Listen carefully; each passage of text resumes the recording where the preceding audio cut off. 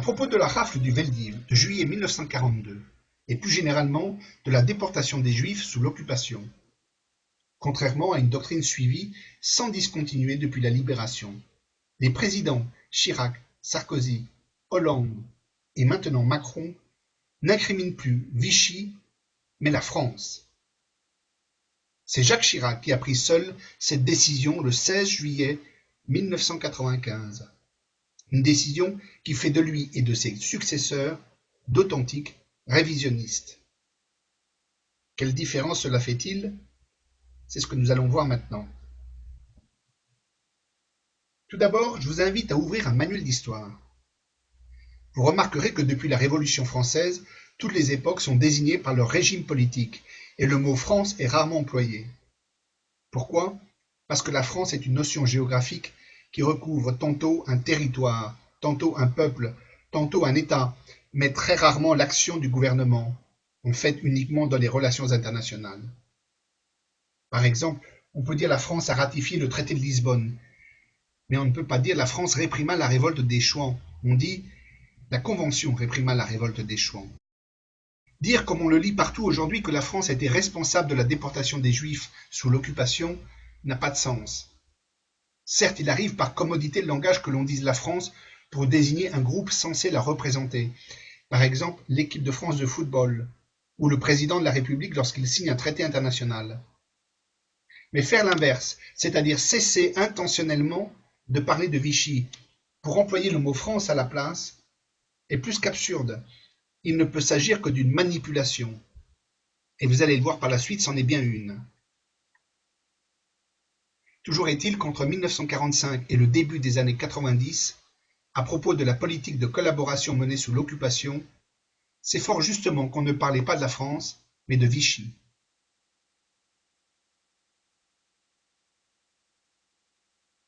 À la Libération, ce sont deux autres questions bien plus pertinentes qui avaient occupé les esprits. La première était celle relative à la légalité du régime de Vichy. La seconde était celle de savoir si Vichy avait joué un rôle d'amortisseur entre l'occupant et la population, ou bien un rôle moteur dans la répression. Si la réponse à la première question avait été oui, Vichy fut un régime parfaitement légal, il aurait alors été possible, quoique cela puisse se discuter, de parler aujourd'hui de la République française à la place de Vichy. Il aurait alors été envisageable d'exiger de la Ve République des réparations au titre des crimes commis par Vichy. Mais voilà, il se trouve que cette question fut tranchée dès la Libération.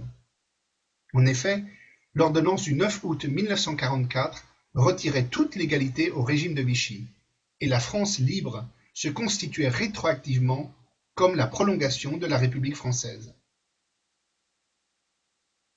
S'appuyant à la fois sur la victoire totale des forces alliées et sur un texte de loi, cette doctrine ne fut jamais remise en question pendant le demi-siècle qui suivit, et pour cause, elle est absolument incontestable. Voici pourquoi. Premièrement, cette ordonnance de 44 ne fut pas un accommodement juridique imaginé une fois les Allemands vaincus pour se dédouaner des crimes de Vichy. Bien au contraire, et là réside toute sa légitimité. C'est dès le 27 octobre 1940, à Brazzaville, soit 3 jours après la poignée de main de Montoire, comme un défi au maréchal, que le général de Gaulle proclamait « L'organisme sis à Vichy et qui prétend porter ce nom est inconstitutionnel et soumis à l'envahisseur. » De Gaulle avait fait le pari dès juin 40 que l'Allemagne sortirait vaincue, pari gagné. Deuxièmement, l'État français, nom officiel du régime de Vichy, n'aurait jamais vu le jour sans la défaite de 40. Ce régime est donc né sous la contrainte de l'occupant, une contrainte qui apparaît explicitement dans l'article 3 de la Convention d'armistice du 22 juin 40, c'est-à-dire avant même la remise des pleins pouvoirs au maréchal Pétain. Je cite cet article. Dans les régions françaises occupées, le Reich allemand exerce tous les droits de la puissance occupante. Le gouvernement français invitera immédiatement toutes les autorités et tous les services administratifs français à collaborer de manière correcte. Fin de citation. Vous noterez que la collaboration est imposée dès l'armistice. À Montoire, Pétain n'a pas eu à choisir entre résister ou collaborer, mais entre une collaboration de gré ou de force. Ce n'est pas tout à fait la même chose, et ce n'est pas non plus ce que les médias nous enseignent aujourd'hui. Vichy n'a donc jamais été une autorité jouissant d'une souveraineté pleine et entière, c'est le moins que l'on puisse dire, mais un gouvernement tenu au bout d'une laisse par l'occupant allemand. On se garde bien aujourd'hui de le rappeler, mais la rafle du Veldiv et toutes les déportations des Juifs furent planifiées et ordonnées à Berlin et non à Vichy. Troisièmement, Vichy n'était pas une république, mais une dictature en bonne et due forme. Pas d'élection, cumul du pouvoir législatif-exécutif, pas de prise d'opposition, pas de parti politique d'opposition, etc., etc. Or, comme la forme républicaine de l'État était obligatoire depuis 1884, Vichy était à ce titre aussi un régime illégal.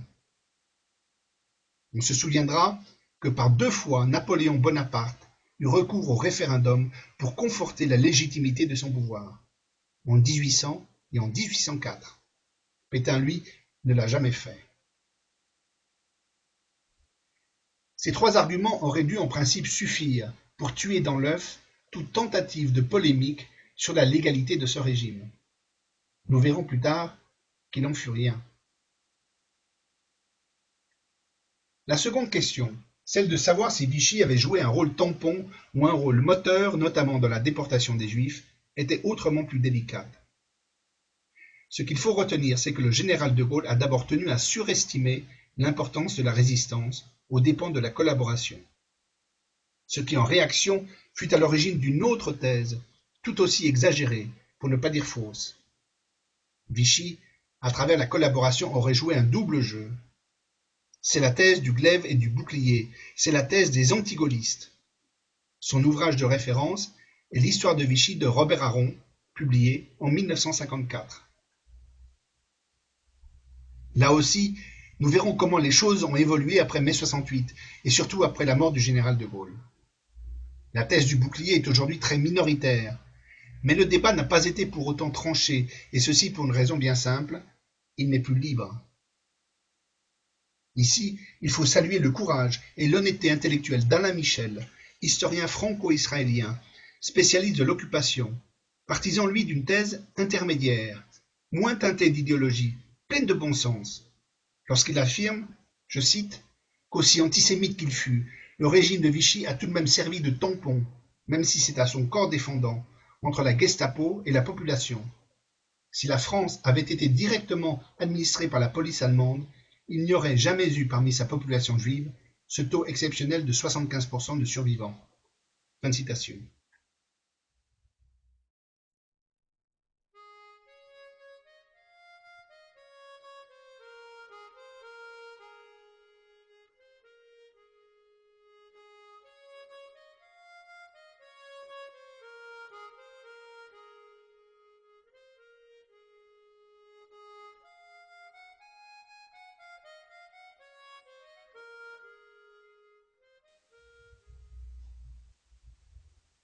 Les événements de mai 68 vont montrer que le pays était mûr pour entendre autre chose que le discours sur l'épopée de la France libre. Au printemps 1969, Marcel Ophuls tourne Le chagrin et la pitié. Le film sortira en salle juste après la mort du général en 1971, mais l'ORTF, pour qui il était destiné, refusera bien à tort de le programmer. Ce film documentaire inaugure une décennie de démythification de la résistance. La France de Vichy de Robert Paxton date de 1973, suivie, 3 ans plus tard, du premier tome de la grande histoire des Français sous l'occupation d'Henri Amouroux.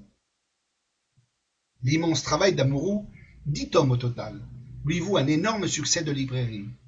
Il est vrai que jamais un ouvrage aussi colossal n'aura été consacré à une période de l'histoire de France aussi compacte.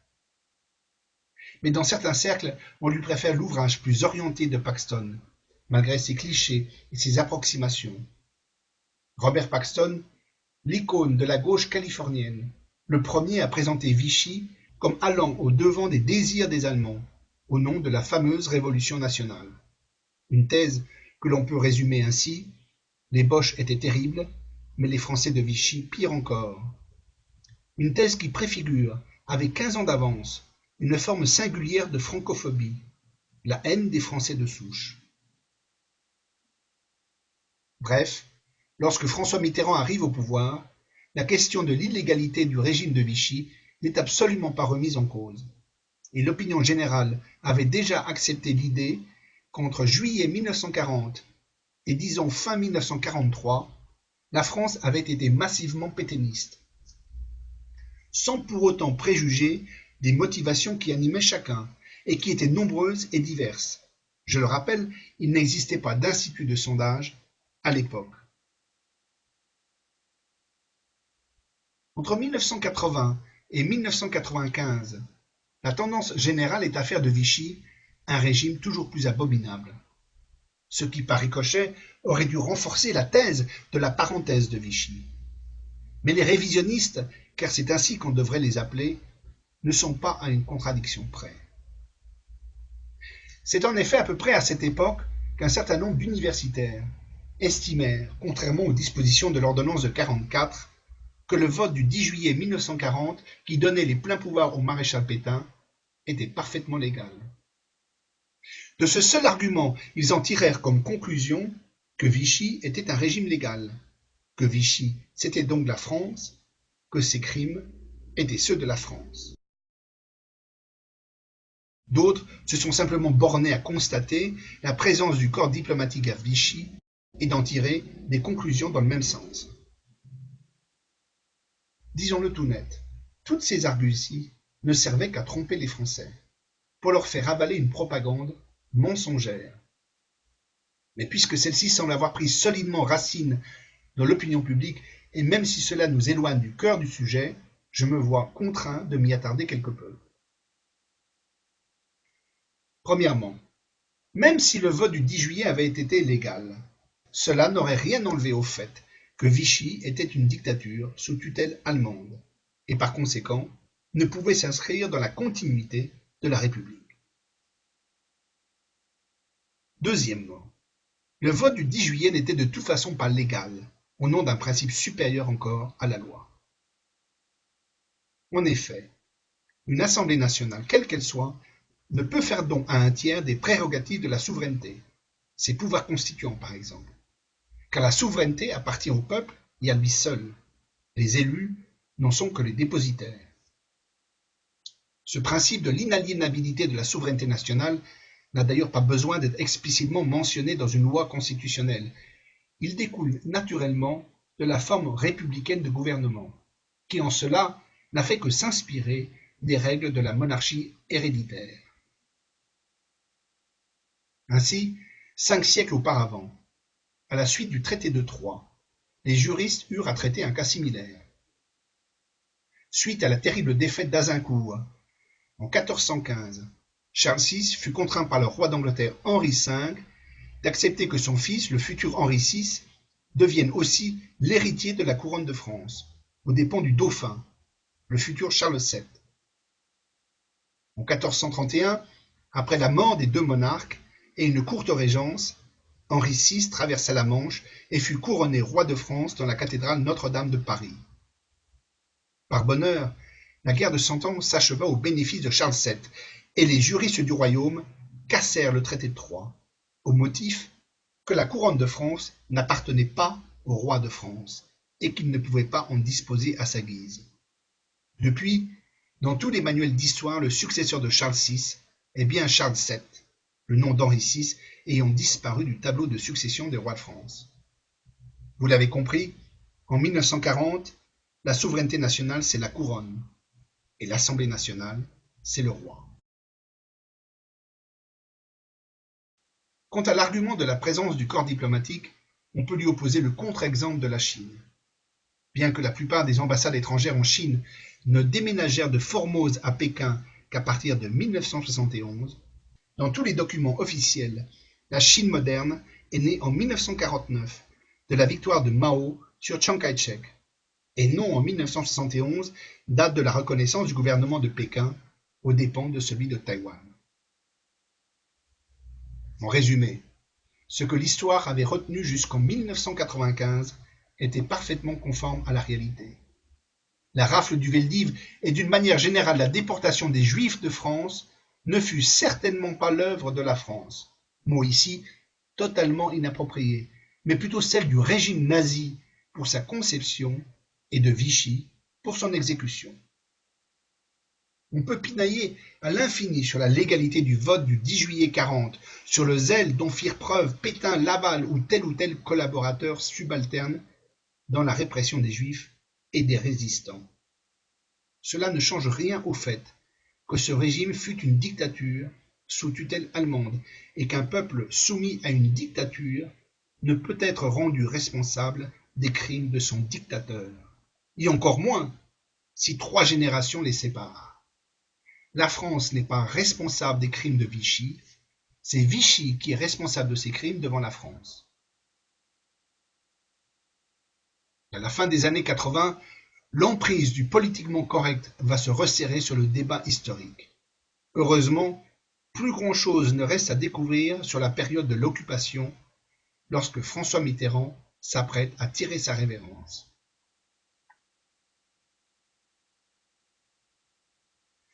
Que s'est-il alors passé dans la tête de Jacques Chirac pour qu'en juillet 1995, à peine élu, il se croit obligé de revenir sur un consensus vieux d'un demi-siècle et proclame, je le cite, « La France, et non Vichy, la France, ce jour-là, accomplissait l'irréparable. » Fin de citation.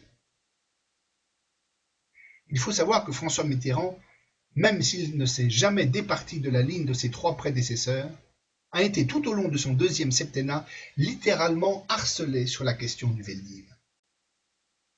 Peut-être avait-il pressenti que ce serait l'une de ses dernières interviews. Toujours est-il que jamais auparavant il n'avait été aussi explicite que dans celle donnée à l'inévitable Jean-Pierre Elkabbach dans le cadre d'un télédocumentaire intitulé « Conversation avec un président » et réalisé entre 1993 et 1994. On voit bien que d'ici au mois de juillet, on va encore vous redemander que la France présente des excuses pour ce qui s'est passé à Vichy. Votre position est toujours la même. Ils attendront longtemps, ils n'en auront pas. La France n'a pas d'excuses à donner, ni la République. À aucun moment je ne l'accepterai. Je considère que c'est une demande excessive de gens qui ne sentent pas profondément ce que c'est que d'être français, l'honneur d'être français et l'honneur de l'histoire de France. Et vous recommanderiez à vos successeurs, s'ils sont de droite, d'adopter la même attitude. Ils feront ce qu'ils veulent, mais bien sûr. Pas de recommandation à faire. Non, mais parce que la pression va se faire également sur eux. Dans 100 ans, peut-être aussi encore. Ouais. Qu'est-ce que ça veut dire? C'est l'entretien de la haine. Et ce n'est pas la haine qui doit gouverner la France. En juillet 1995, Jacques Chirac ne sait rien de plus sur l'occupation que ne savait François Mitterrand 6 mois plus tôt. À l'évidence, il cède aux mêmes pressions auxquelles avait su résister son prédécesseur. Comment alors l'héritier du moins nominatif du gaullisme a-t-il pu rendre les armes si rapidement? C'est Serge Klarsfeld qui va nous donner la réponse dans une intervention devant la Grande Loge de France le 11 décembre 2010. Serge Klarsfeld, qui est le fondateur de l'Association des fils et filles des déportés juifs de France, déclare lors de cette intervention, que vous pouvez d'ailleurs visionner en intégralité sur Internet, 2 choses capitales. D'une part, que c'est à l'issue des 4 procès Bousquet, Leguet, Papon et Touvier dont il fut l'instigateur que la France et notamment Jacques Chirac ont appris ce que réellement avait été l'occupation. D'autre part, que dès 1979, il envisageait de demander des indemnités au titre des déportations des Juifs de France, mais qu'il ne comptait pas le faire avant que le degré de connaissance dans le pays sur la période de l'occupation ait atteint un niveau suffisant qui permette à cette demande d'aboutir. Et que ce n'est que la veille du fameux discours de Jacques Chirac, lorsqu'il prit connaissance de la fameuse phrase où figure le mot « France », qu'il comprit que cette fois-ci, il pouvait enfin déposer sa demande. Sur le premier point, Klarsfeld ment de manière éhontée. À l'en croire, une chape de plomb aurait existé, et le sujet n'aurait été réellement fouillé par les historiens qu'à partir des années 1990. Rien n'est plus faux. Nous l'avons déjà évoqué précédemment. Des ouvrages sur l'occupation, il y en a eu des dizaines avant le discours de Chirac. C'est au contraire à partir de ces fameux procès dont il semble si fier que la censure va s'abattre sur le débat historique. On témoigne le simulacre de procès Papon. On témoigne le scandale provoqué par les récents propos d'Éric Zemmour. On témoigne la mise à l'index d'auteurs tels que Simon Epstein. On témoigne ces quelques lignes publiées par Alain Michel tout récemment sur son blog. Je cite: « La France, depuis 40 ans, vit non seulement au rythme du politiquement correct, mais surtout à l'heure du mémorialement correct. Une lecture imposée des événements est devenue le discours obligatoire dans un monde politique et même, hélas, dans une majorité du monde universitaire. » Fin de citation. Quant au deuxième point, il n'est pas nécessaire d'être grand clair pour comprendre ce que Klarsfeld a voulu dire par degré de connaissance. Cette expression dans sa bouche signifie tout bêtement une interprétation des événements dans un sens favorable à ses objectifs. Mettez maintenant côte à côte les propos de Mitterrand tenus devant Jean-Pierre Elkabbach et ceux de Serge Klarsfeld, et vous avez en substance, ouvrez les guillemets, depuis 1981, des gens peu soucieux de l'honneur de la France ont bataillé ferme pour faire reconnaître la responsabilité non plus de Vichy, mais de la France, afin de pouvoir justifier juridiquement d'une demande d'indemnisation. Fermez les guillemets. Avouez que nous sommes ici bien loin du discours convenu servi par les médias. Vous êtes maintenant tout près de découvrir la vérité. Vous commencez à saisir la manipulation, celle que j'avais évoquée plus tôt dans cet exposé. Vous voyez bien qu'il est question d'argent, de remplacer un mot par un autre, mais il manque encore un petit quelque chose pour être convaincu.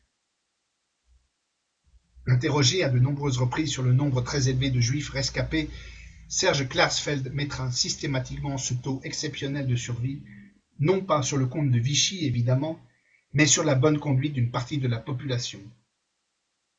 Ainsi donc, celui qui aura passé 15 ans de sa vie à obtenir que le président de la République reconnaisse les torts de la France plutôt que ceux de Vichy, ce qui revient à incriminer les Français en général plutôt que spécifiquement une poignée d'entre eux, admet simultanément qu'ils s'étaient plutôt mieux comportés que leur gouvernement. Nous avons là à nouveau une contradiction flagrante qui ne s'explique que parce que Serge Klarsfeld prend le problème dans le sens inverse du raisonnement logique. Il ne recherche pas la vérité historique, comme un historien devrait le faire, quitte à déboucher sur rien. Il recherche l'indemnisation, quitte à prendre ses aises avec la vérité. Pour parvenir à cette indemnisation tant souhaitée, Klarsfeld doit obtenir l'abrogation de l'ordonnance de 1944. Vichy, une fois légalisé, le gouvernement de la Ve République serait conduit à négocier pour éviter un procès. Mais cette abrogation, Chirac ne veut pas la lui donner. Car il le sait bien, l'illégalité du régime de Vichy est absolument incontestable. C'est même pire que ça. Chirac ne semble même pas certain de la responsabilité de Vichy. Oui, je dis bien Vichy. Dans son discours, en effet, il prononce les mots « exigence des nazis » et « folie criminelle de l'occupant ». Or, lorsqu'on est occupé par l'ennemi et qu'on doit répondre à ses exigences, par définition, on n'est pas responsable, du moins pas entièrement. C'est à l'aune de toutes ces contradictions que l'on comprend que tout ceci ne fut qu'une mascarade, une mise en scène pour les médias et pour la communauté juive.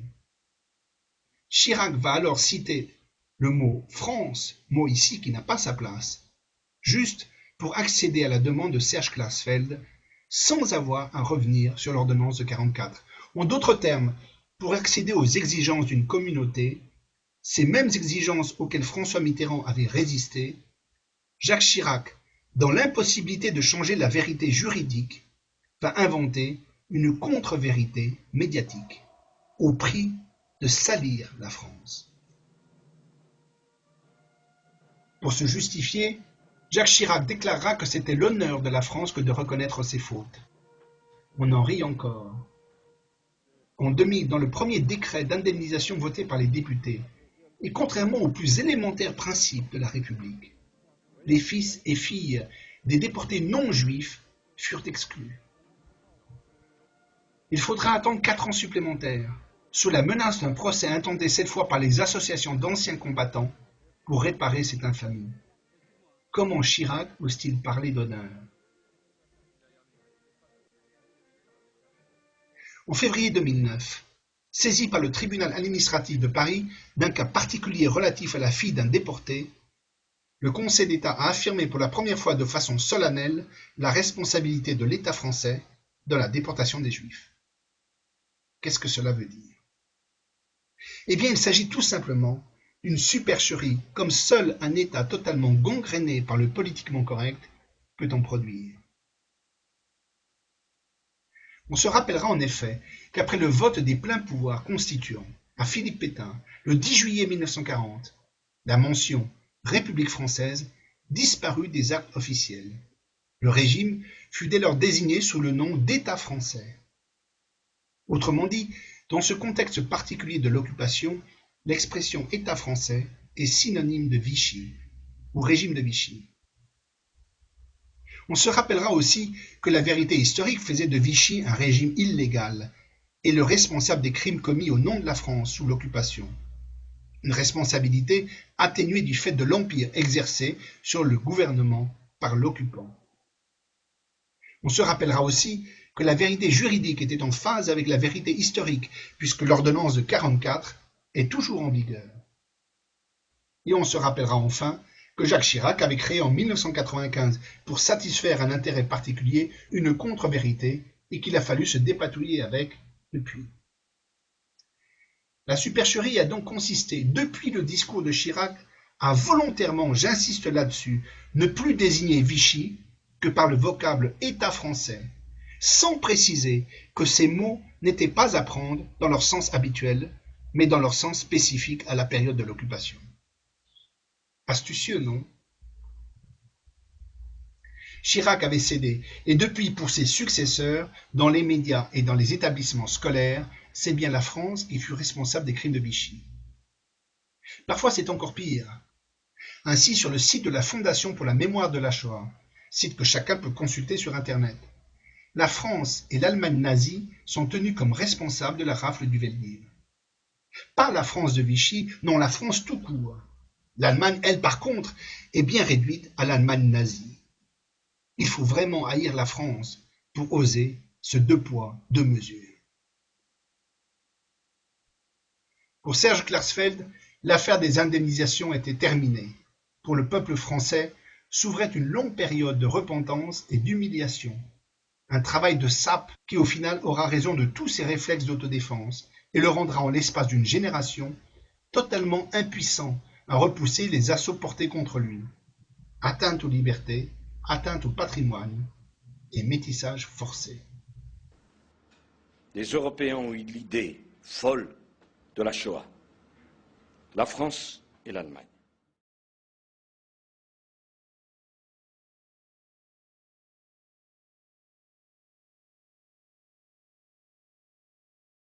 Quel est l'objectif? Ça va faire parler, mais l'objectif, c'est relever le défi du métissage. Pendant 132 ans, l'Algérie a été soumise à un système profondément injuste et brutal.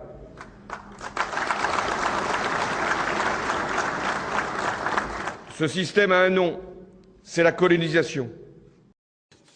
La colonisation fait partie de l'histoire française, c'est un crime contre l'humanité, c'est une vraie barbarie, et ça fait partie de ce passé que nous devons regarder en face, en présentant aussi nos excuses à l'égard de celles et ceux vers lesquels nous avons... Vous comprendrez maintenant qu'en évoquant l'entretien de la haine, François Mitterrand, quelques mois avant sa mort, voyait juste. Et aujourd'hui, on peut l'affirmer, il parlait bel et bien de la haine envers les Français. C'est l'entretien de la haine. Et ce n'est pas la haine qui doit gouverner la France.